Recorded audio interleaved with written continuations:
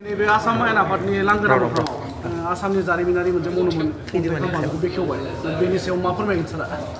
फोरमायनांगौथ' बिदि आरो मा बुंबावनो आङो बे मोनसे गिदिर आंनि गोसोनि मिजिंमोन आरो मानाव गेदेर चिफ मिनिस्टार बिथांजोंबो आं जेब्लाबो रायलायबाय थादोंमोन जे जोङो जेसे हागौ जोंनि आसामनि जि माखासे जारिमिनारि माने लंथाइ खुलिफोर दं आरो माखासे जोंनि गोसोखां नेरसोनफोर दं बायखोन्दा नेरसोनफोर दं बेफोरखौ जोङो प्रटेक्ट खालामनांगौ प्रिजार्भ खालामनांगौ ओमफ्राय मोनसेया प्रमट खालामनांगौ माने फोसावनांगौ आरो जाहाथे बयबो जोंनि आसामनि बागै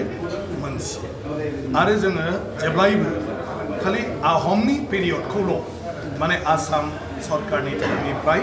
आसामनि जारिमिन हिसाबै बेखौ बुंबाय थानाय जायो फोसावबाय थानाय जायो नाथाय बिनि आगोलनिफ्रायनो जे आसामाव आसामनि थागिबिफ्रा रायजो जाबोदों रायजो खुंबोदों बे समाव राजा महाराजा दंमोन बेफोर बाथ्राफोरखौ जेब्लायबो बुंनाय जाया जायनि फोरमाना दाबो जेरावबो दायो नुजागासिनो दं बरन्स महाभारतनि सम जेराव असुरफोरनि बाथ्रा बुंदों नरकासुरमोनखौ बान राजा बानासुरमोनखौ बेफोरनिबो गासिबो जिखिनि माने बायखोन्दा नेरसोन बे दाबो दं नाथाय बेफोरखौ माब्लाबाबो आसाम सरकारनिफ्राय माने रायखांनाय जाया बिनि थाखाय जेबो राहा लानाय जाया बेनिखायनो बेफोरखौ लायाब्ला जोङो आसाम हिसाबै आसामनि जि जारिमिनारि माखासे माने बाथ्राफोर बेखौ लानानै जों गोग्गानो हाया मालायनि सिगाङाव जों दिन्थिनो हाया आसामनि माने जिथु बिफाव महाभारत माने रामायणनि समावबो जोबोद गोख्रोंमोन दिनै महाभारतनि जुदि खोथा बुङोब्ला बेवहाय आसामखौ नागारनानै माब्लाबाबो महाभारतनि बाथ्राया आबुं जाया श्री कृष्णमोननि बाथ्रा जुदि बुङोब्ला नोङो दिनै नरकासुर बानासुर भगदत्त बिसोरनि बाथ्राखौ माने नोङो गारनानै श्री कृष्णनि जारिमिनानो जाया दिनै भीष्मक राजा बिनि फिसाजो रुक्मिणीखौ दिनै श्री कृष्णआ लांनानै जुलि लाहैदों रुक्मिणीनि फिसौला अनिरुद्धआ फैनानै उषाजों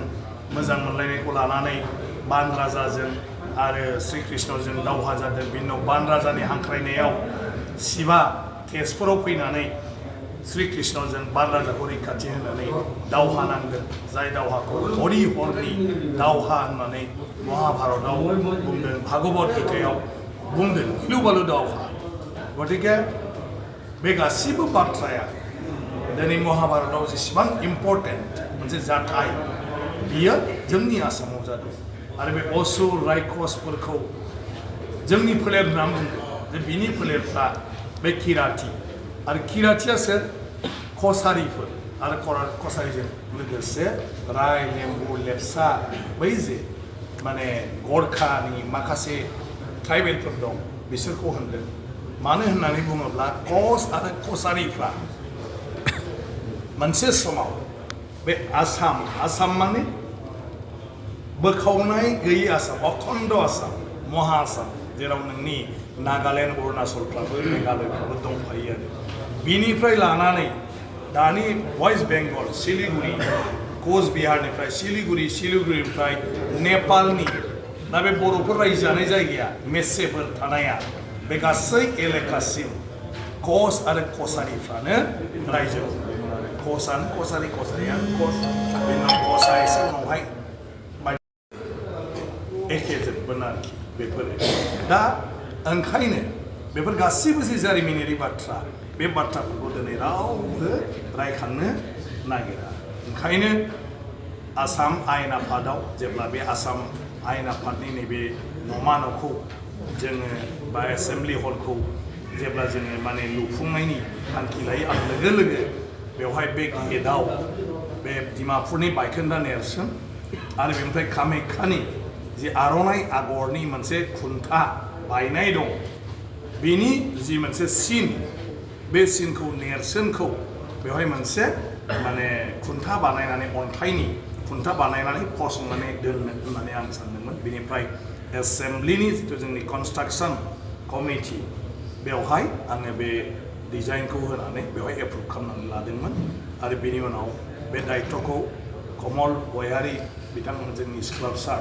आर्टिस्ट बेनो दायित्व होनानै राजस्थानाव अन्थाइजों आङो दानहोदोंमोन आरोखि ओमफ्राय दाननानै बे हिसाबै बेखौ हानानै दिनै लाबोनानै गायसननाय जाबाय आरो गिबि मन्थ्रिनि आखाइजों दिनै बेखेवनाय जाबाय गिबि मन्थ्रिनि आखाइजों बेखेवनाया मोनसे गनायथि सरकारनि आरो आं जुदि बुंथिगिरि हिसाबै बेखेवमोनब्ला अब्ला बियो आंनि माने स्पिकारनिसो बाथ्रा जानानै थागौमोन आरो नाथाय दिनै गिबि मन्थ्रिनि आखाइजों बेखेवजानाय लोगो लोगो बियो सरकारि भाबै बयजोंबो गनायथिनाय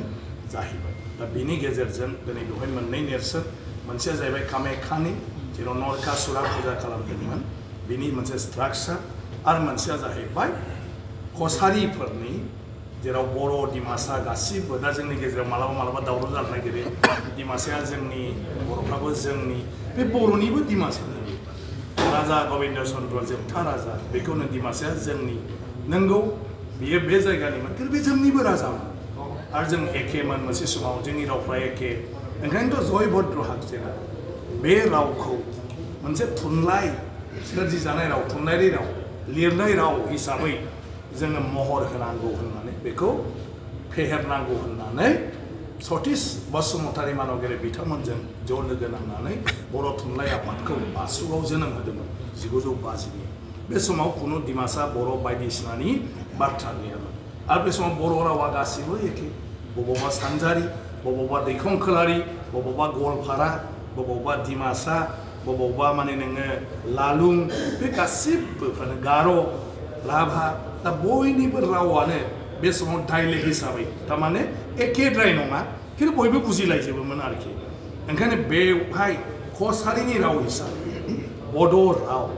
बड'आ जाहैबाय बयखौबो बोजोबो बड' माने बर' नङा बर'फ्राबो बांद्राय दुगा खालामनानै बड'खौ गावल' होननानै बुंनो नागिरो बर' माने बड' नङा बड' माने कसारिल' नङा त्रिपुरानि जि बर'फोर कल बर' रायलायग्रा बिसोरबो बड' ग्रुप्स आरो बे जाहैबाय जों लिंगुइस्टिक ग्रुप बड' रावारिफोर जों गासिबो गतिके बड'आ कसारि आरो त्रिपुरा सानिबो सायाव आरोखि बांलादेशनि नेपालनि मेचेफोर गासिबो बेखौ बोनजोबो बड' सोदोबा बड'नि उनावसो जों कसारि त्रिपुरासा बेबायदि जाफैदों आरो कसारिनि उनावसो त्रिपुरासानि उनावसो जोङो सोरबा रियां जामाथिया बेबायदिनो बर' गार' डिमासा बेबायदि जोङो ट्राइब्स जाफैदों आरो फैयै फैयै बर' आरो राभानिफ्राय दिनै माखासे सर'निया जोनोम मोनदों बे जाहैबाय समजों फैबाय थायो ओंखायनो जों दा गासिबो कसारि हिसाबै जों बेखौ लादों बै समाव नाथाय कसारिनि सायावबो जोंहा मा दं किराति माने जोंनि बान राजा नरकासुर भीष्मक राजा बे गासैखौबो किराति होननाय जायो आरो बे समनि किराति हारिया जाहैबाय खालि कसारिफोरल' नङा राय लेम्बु लेप्चा गरखानि बे माखासे ट्राइब्सफ्राबो किराति नेपालाव बिसोरनि जि जारिमिन बे जारिमिननि बिखायाव बिनि जि राय लेम्बु लेप्चाफोर बिसोरनि किराति फिसा किरातिनि जारिमिन दं आरो बे किरातिनि नेपालनि जारिमिनाव किरातिफ्रा सोर होननायाव बेवहाय किरातिफ्रा राय लेम्बु लेप्चाजों लोगोसे बे दानि कसारिफोर बेखौ बे जारिमिनाव दं नेपालनि जारिमिनाव आरो बे कसारिफोरनि माने किरातिफोरनि गोग्गाथाव जोहोलावफ्रा सोरमोन बे जाबाय भगदत्त नरकासुर आरो बानासुर दा बेबायदि आरो न' दाउट जोंनि महाभारतआव बिसोरनि थैनायनि जाहोनफोरखौ बिसोरनि माखासे गाज्रि खामानि गाज्रि आखु सोरखौबा खस्थ' होनाय बेखौ दिन्थियो बेबायदियाथ' फाबा मालाबा सब समाजावनो जायो आरोखि नाथाय बेथ' सैथो बाथ्रा जे बिसोरो जोंनि बिर जोहोलावमोन आरो बे गासिबो आरो बिनिनो दिनै आसामाव बंस हिसाबै दिनै माखासे मानसिफोरखौ बुंनाय जायो दा जों महाभारतनि बै जाथायफोरखौ नागारनानै रामायणनि बै जाथायफोरखौ नागारनानै कसारि समनि बै बे कसारिनि खुंनाय 10th सेन्चुरि आहमना जाहैबाय 12th सेन्चुरि उनावसो आरो बेखौ गासिबखौबो नागारनानै खालि जोङो आहमनिखौल' लायोब्ला बेवहाय आसामनि जारिमिना बेरखाङा आरो आसामनि जिथु जोंनि सोदोमस्रि आरो हारिमु बेखौ बेजोंनो जोङो बुंनानै मालायनो दिन्थिनो हाया गतिके जोंनि सभ्यता संस्कृति सोदोमस्रि आरो हारिमु होननानै बुङोब्ला जोङो बान राजानिफ्राय लानानै दासिमखौ बुंनांगोन ओंखायनो आसाम आयेन आफादाव आं नाजादों जे बेबायदि गासिबो जि मनुमेन्टसफोर दं हाबा बुस्थुखौ लाबोनो हायाब्लाबो बेबायदि महरखौ बानायनाय आरो बे फट'फोरखौ बेवहाय गेलारि खालामनानै जाहाथे बेरायदिंनो फैनाय मानसिफ्रा आसाम आयेन आफादाव फैयोब्लानो गासै आसामनि जारिमिनखौ रामायण महाभारतनिफ्राय कसारिनिफ्राय आहमनिफ्राय आथिखालसिम बिभिन्न जि जोंनि गुबुन गुबुन जाथिफोर दं बे जाथिफोरनि खिलन्जिया जायखौ होनो इन्डिजिनियास बिसोरनि कालसारफोरखौ जाहाथे बेयाव नुदाबो बेयाव नुदों नोंसोर मावोब्ला मिसिंनि दं डिमासानि दं गासिबनोबो बेवहाय दंजोबो आरोखि ओंखायनो दिनै गिदिर मोनसे खामानि जि जादों बे जों बर'फोरल' गोग्गानायनि बाथ्रा नङा कसारियाल' गोग्गानायनि बाथ्रा नङा आसाम हिसाबै आसामनि मानसिफ्रा बेखौ लानानै जों गोग्गानांगौ बे जों बयनिबो बे समाव नुनो मोन्दों दंमोन जारिमिना बुंदोंमोन बेबायदि मोनसेजों जों मिथिनो हादों जे डिमापुराव बायखोन्दा माखासे नेरसोनफोर दङ नाथायबा बिनि प्रिजार्भेसनखौ जोंनि बर'फोरा सानदों नोंथांनि सानखांनानै बे आसाम आयेनाखौ दा बेवहाय जोंहा गोबां मावनांगौ दं बे जाबाय माने आर्किअलजिकेल माने सार्भे अफ इन्डिया डिपार्टमेन्टनिफ्राय मिनिस्ट्रिनिफ्राय बेफोरखौ प्रटेक्ट खालामनानै दोनदों अदेबानि जायगाखौसो प्रटेक्ट खालामदों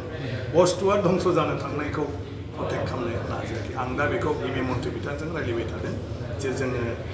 जोंनि आसामनि जिथु indigenous tribal health and culture दं आर्किअलजिकेल डिपार्टमेन्ट दं बेनि गेजेरजों जोङो इन्डियानि माने आर्किअलजिकेल माने सार्भे अफ इन्डिया बे जिथु डिपार्टमेन्ट दं कालचार मिनिस्ट्रिनि आन्दाराव बिसोरजों रायज्लायनानै जोङो बेफोरखौ डेभेलप खालामनाय बेफोरखौ जोङो रिकनस्ट्राक्सन खालामनाय आरो बेफोरखौ एखे रोखोमनि जोङो मोनसे मडेल बानायनानै माने बे बुस्थुखौ बयबो मोनथिनाय रोखोमनि जों डिसप्ले खालामनो हायो नामा बेफोरखौ जोङो दा सिमेन्सफ्रा खुब पजिटिभ नाथाय बिथाङाबो मानसि गैया नालाय मावग्रा गतिके ओंखायनो आं सानो जों बेखौ दा लासै लासै मावनो